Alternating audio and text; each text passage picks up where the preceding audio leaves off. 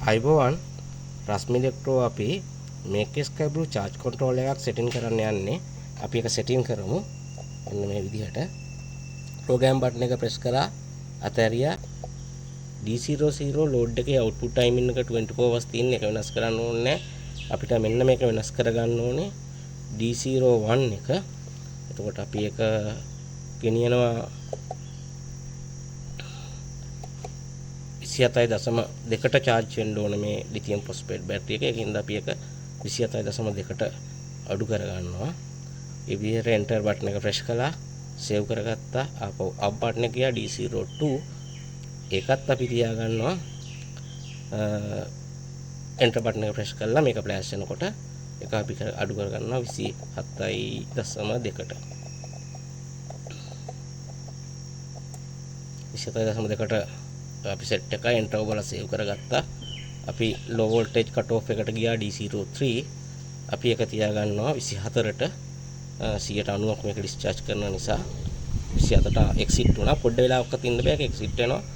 ටට්ටක් ගාලා කරන් යන්න ඕනේ. මේක වීඩියෝ කරනකොට වැඩේ තියෙන්නේ exit වෙන එක. right අපි enter වුවාම මේක save වෙනවා.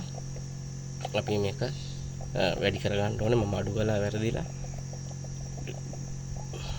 මේක අපි 24ට ගන්න ඕනේ. නමුත් මම මේක පොඩ්ඩක් වැඩි කරලා තියෙනවා 120න් කට් ඔෆ් වෙන්න. ඒ කියන්නේ 25.6ට මම ගෙනිල්ල තියෙනවා. 24ට නෙමෙයි 25.6ට. මොකද මට මේක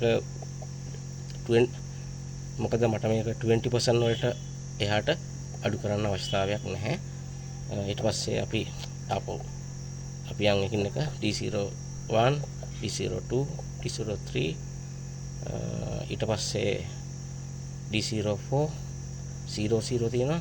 අපි ඒක වෙනස් කරමු. මේ තියෙන lead acid battery වල selection එක අපි ඒක වෙනස් කරනවා lithium වලට.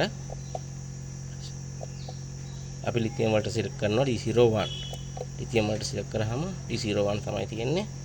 ඊට පස්සේ අපි exit වුණා. අපි ආපහු